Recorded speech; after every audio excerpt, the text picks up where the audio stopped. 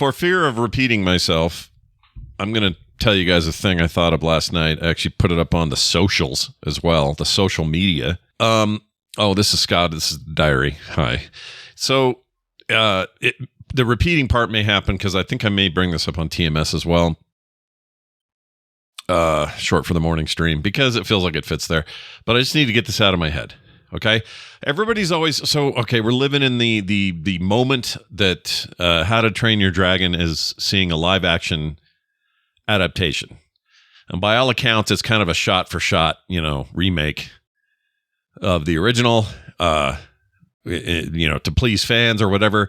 But people get real mad about this stuff that, they hold as beloved.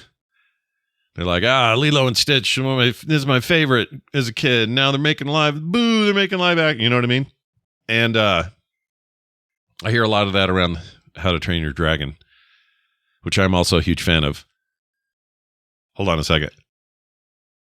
Oh, I got the sneezes today for some reason. It's dust in the air or something. Anyway, so, Lion King, you name it, Mulan, whatever they're remaking, they make it, and then they either make money or they don't. But the point is that, there seems to be a push to do this. And everybody gets mad every time they hear about it. Even just the announcement of it. They're making a live action Pinocchio or whatever it is. And you go, man, boo, or whatever. Pinocchio is not a good example. It's not a Disney property, but per se, you know what I mean? I guess neither is the Snow White and the Seven Dwarfs, but Disney basically owns it. And they kind of did, their version of it is all anyone thinks of. So that one recently, although it kind of tanked, it was a great example of this. People are just like, isn't the same. And people freak out. So here's my question. Should I read it? You know what? Maybe I'll read it exactly the way I wrote it on the internet there. The internet, are you familiar with it? How it works and what's up with that? Here goes. If I can find it. Okay. It seemed brilliant last night as I typed it. Here it is. I wrote, quote, "We get big mad when they make live action versions of animated films we love, but we'd be stoked if they announced your favorite live action movie was getting a fully 2D animated adaptation. I think that says stuff about us, and I need to work out exactly what." Well, that's what I'm doing here. That's why I'm asking you the question. That seems a little weird. I'll give you an example. You come to me and say, "Hey, Scott, what's your favorite live action movie of recent years?" And I'd say, Mad Max Fury Road, I'd say, to no one's surprise. And they said, well, what if I told you George Miller's doing or anyone, doesn't matter if it's him, Warner Brothers has greenlit a 2D animated Fury Road adaptation. I'd be stoked. I'd be out of my mind excited to see this stylistic take, right? And I can't think of an example where I wouldn't be excited. Like kind of across the board, live action to animated. Well, I mean, I guess they had a cartoon, but a proper version of that for Ghostbusters or Back to the Future or any of these movies I hold like really important or dear to me. Even serious stuff, Saving Private Ryan, the animated remake, Why is that not only acceptable, but actually kind of like, oh my gosh, get me tickets day one? In my head anyway, I'm not saying you're all like this. Maybe it's just me. That's the other part of this I hadn't really considered is maybe it's just me. But I think if many of us were honest with ourselves, we would admit that that's exciting sounding versus the other way. So what is that? What are we doing there? Right? Why is it the other way we get all flim-flammed up about it? What is it about that transition? Because people always say, what for? Who asked for? No one asked for this. But flip it the other way and we're like, yeah, hell yeah. Let's go. Nobody bought, like when Spider-Verse was announced, nobody went, we have enough live action Spider-Man. We don't need an animated one. Nobody did that. We all got jazzed and it turned out to be amazing. Some irony there. Amazing Spider-Man. Anyway, you know what I mean? I don't know, man. I think we may be finicky. Fickle. What's another good F word for us? Besides, the obvious one. think we're a little that's all I got with the Fs. How about we're contradictory as a race of people, of humans. Anyway, let that stew in your head there for a bit and tell me what you think about that.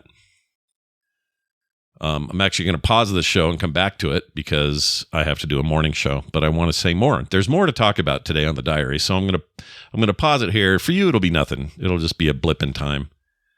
For me, it'll be a good 2 hours or 3 hours, and then I'll come back to you and we'll talk some more. Okay? Okay. All right, I'm back. I hope the wind doesn't rub against the mic out here. I'm in the outdoors, the great outdoors, and we're getting a little gusty today. It's hot, but it's gusty. I don't know what that's about. Nobody ordered gusts. Wouldn't that be great if you could order the weather and your own little personal, like, column of weather would just follow you around? You could say, I'm in the mood for, like, 65 Fahrenheit, a little cloudy, just good sweater or jacket weather, No breeze, but just follow me around like that. And the guy next to me can be like, nah, dude, 102. We don't wear a, sleeveless number. I'm going to be all hot, and I like it, and I'm going to be that guy. And that's cool, too, order what you want. Guy up the road's like, man, I could go for some tundra. I could go for some Swedish ski weather. Swiss, I guess. Are the Swedes ski, or is it just the Swiss? I know we have a fair number of listeners from that part of the world. You guys can write in and tell me. Oh, did I tell you I have a new address? Because my frogpants.com email is sometimes weird. It thinks a lot of things are spam when they're not. And it's all controlled on a host side, and there's some complications with that, which I can't change it. So anyway, long story short, if you want to email me, use scott@frogpants.biz. Pretend this is a business inquiry. Yes, hello. My name is Philip J. Tinkerpot, and I'm here representing the firm of Goobers, Flight Deck, and Potato Head. And together we have decided you are the place we want to be. But really, you can use that anytime. And those have really no filter. So they come to me immediately, and I get them every time, and I don't lose them in the loop somewhere, and people don't think that I just ignored them. Because I guess some of it was getting rejected, but you weren't getting rejection email. You were just sending it into the wind, and it never came back. Anyway, while you're ruminating on the question I asked earlier about whether or not, or why we're so weird about movies getting live action adaptations versus the other way around, I still want to get your feedback on that. But I did indeed bring that up on the morning show, and there was a lot of discussion in the chat room. I'm sure we're going to get emails there, but I would love for the diary listeners to fire it up, If you want to do a voicemail or a text, that's also possible at voicecast.app/diary. Those also work, whatever you'd prefer. Just use your phone if you want. Anyway, moving on. Kim is now on a plane on her way to Phoenix, Arizona. Speaking of heat, too hot. I think it's currently like 107, 103. Excuse me. Up to 107 today, 108. Very hot, even for them this time of year. There's a bit of a heat wave in the West at the moment, including us. And the good news is she's going to be down there for about 5 days. And then when she gets home, things shift and the weather gets cooler across the western states, which is great because we have to go to Las Vegas for a concert, a quick jaunt for a concert at the end of the month. And that's when the weather turns more normal. Because right now, Las Vegas is ridiculously they're hot. They have like a big time heat warning going on the ground there. And I think it's basically they're just kind of in step with Phoenix as far as the heat goes right now. But it shouldn't be that hot. It should be 90s, which by when we get there, it will be. So that's exciting. It's still hot, but, it's not as hot. Oh, I've got a spider bite or something. Hold on. Let's double check that. Make sure that we're not something terrible. Looks like, here, I'm going to put my phone here. I'm just doing a little self-inspection. A little home doctoring. Don't worry about me. Oh, weird. Yeah, you guys, I think I got bit. Something nasty. Well, perfect time for Kim to be gone. I get to sit at home and wonder if I've been bit by a brown recluse. Actually, we don't get those here, so I'm probably okay.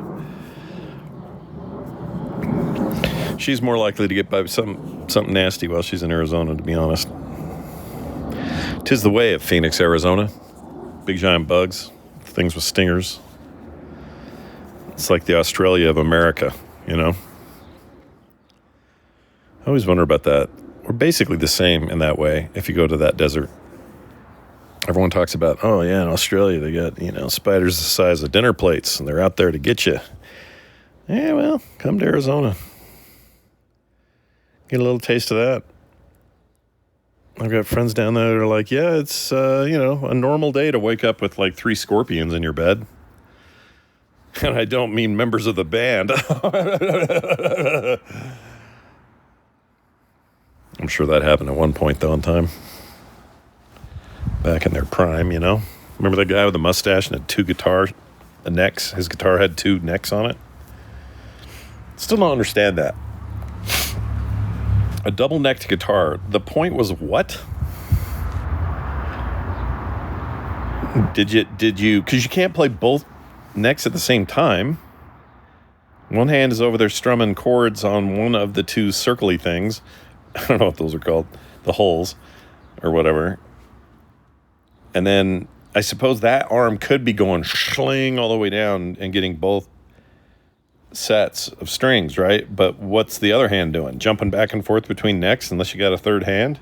No one's got that as far as I know. That's not a thing people have. I never understood that. Was it just for show? I know other bands had that, a guitarist with 2-necked guitars. I used to wonder about that, and I'd wonder about ZZ Top. Man, there's a lot of airplanes out today. ZZ Top had the furry one. It was like a big old, it was like a furry popsicle, like a big old, like a stick with a sheep on the end. And they were spinning those around. Crazy for the sharp dressed man. Remember those days? Or am I aging myself here? Probably am. They sort of preceded me. I remember the days of I Woke Up With Wood or whatever. Remember that? That was like 70s, I think. But then in the 80s, they had a moment there where ZZ Top was kind of everywhere. She's got legs, right? And then the videos and the MTV and the whatnot, and we were all like, yeah. And I remember loving it because the band featured the 2 main dudes, Dusty and Rusty or whatever their names were. They had huge beards, just mega beards. And then the drummer's name was Frank Beard, and Frank Beard had no beard. He just had a mustache. But his name was Frank Beard. I think that's great. Man, what is it? Motorcycles, helicopters, airplanes today? What is going on? Is this... What was that movie in the 80s with Emilio Estevez, the Stephen King short story? All the machines came to life and killed everybody. What's wrong with me? I watched this once for Film Sack. Can't remember the name. I watched it, we did a live thing at a Nerdtacular for it. Maximum Overdrive. I knew I'd get there. Maybe that's going on. Maybe the big Joker truck has said, all right, you guys, our time is now. Go check the toaster right now, and it's probably got a mean look on its face and wants to, burn my toast. I don't know. I'm looking at the spider bite. There are a couple of moles I didn't used to have here. I guess I don't look that often anymore. I probably should. My legs are going the way of my parents' legs, which were very moly by the end. My mom's still here, but they were both pretty moly. And this is what's crazy. In 2004, we are now, 21 years from that? I was at a family reunion in Bear Lake, Bear Lake? Yeah, Bear Lake, Utah. It's up near the Idaho border. Actually, the lake is split right down the middle between Idaho and Utah. And we were up there for one of the family reunions. We did this a lot up there. And this particular trip, I wore flip-flops, and they weren't even flip-flops, they were sandals, right? So the way the sandals worked is you had this two straps that kind of went over your foot, but you had a square there where your foot was exposed on top of the sandal. Totally normal, but I didn't put any sunscreen, and up there this time of year, like middle of July, it gets very, very hot, very, very sunny, very what's the word I'm looking for? Sun burn potential, right? And man, holy frickin' Moses. I got these red patches. Here comes the wind, sorry. What is with that wind all of a sudden out of nowhere? Nature, how does it work? Anyway, I get these red patches, and to this day, that part of my foot, doesn't matter if I've been out of the sun for a whole winter, that part of my foot is still a darker area. That pigmentation there, or that portion of my foot, that skin, that whatever, permanently altered by that one sunburn. And you can see it.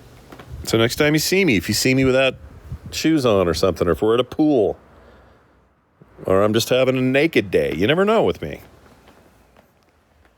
Take a gander at my philanders here, and you'll see a little bit of the old redness. Yeah, you can see it now in this light. Both feet, really annoying. I look like I've been stamped with something, or I have artificial feet or something. Maybe I need some tough actin, tenactin. Oh wait, that's not for, what is that for? Oh, that's the athlete's foot. I don't have that. Never mind. This is John Madden, right? Used to do ads for that. All right. I think that's all I've got for today. I hope you guys have enjoyed this brief diary. Oh, it's a two-parter, one in studio, half in studio, or a little less than half, I guess, and the other half out here in the great outdoors, in the beautiful Salt Lake Valley, where right now we have clear skies, blue clear skies, no cloud, a little bit of breeze. It's a little warm, I think in the low 90s maybe, high 80s right now. It'll get a little hotter as the day goes on. It's just around lunchtime. And I got to go prep for a show, so I'm going to leave you here. Thanks for hanging with me. Isn't it nice we have to talk about anything super depressing or whatever today? There's a lot to be depressed about. The world's kind of a shit show at the moment. And, I don't know what's going to come out of this Iran-Israel thing, or our involvement, or all the doubled-up ice raids, or all this other stuff going on. I don't know. There was somebody shot and killed here at the No Kings event the other day here in Salt Lake City. Fantastic. Great stuff. I didn't talk about any of that, did I? I avoided it because sometimes you just, for your own mental health, you just cannot dwell. You got to try to do what you can do on the ground. So instead, we're trying to do good stuff. My wife's off helping my brother, whose retina got detached. She's down in Phoenix. Well, she's on a plane, but she's on her way to help out for a few days. And, while I'm up here, I'm going to try to do some stuff for some friends that need a little help locally. Do that. Go help somebody. Go do, that's what will make you happy. You know what won't make you happy? Flipping through 4 different social media apps at night, being frustrated that you can't do anything. Except post into the void where no one really cares what you have to say. There's another plane. It's a surveillance plane. They heard me talking. I will tell you this. I had kind of an awkward conversation this morning. Before I go, I'll tell you this. My wife, Kim, she has a lot of ethnic heritage in her blood. She has some percentage of African blood. She has like all the way back to Jefferson's slaves. She can be traced. She has some percentage of Choctaw Indian, Native American blood.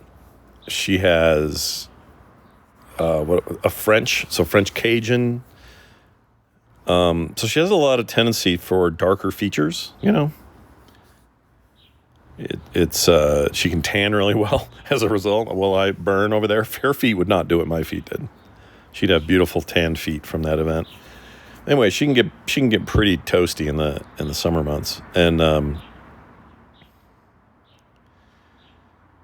anyway, this morning she goes, "Should I get my passport?"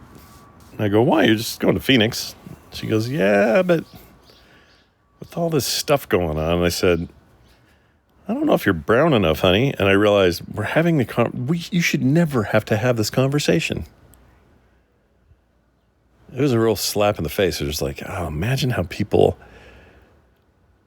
must feel. Like, I'm never going to get mistaken for anything unless they think I'm from Sweden or something. But